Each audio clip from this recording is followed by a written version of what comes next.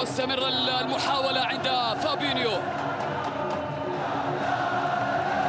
ينقل اتجاه الكرة بدورة.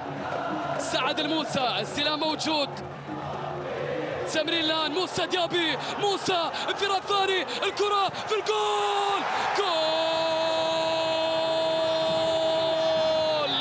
الاتحاد يقلص النتيجة في الدقيقة 86.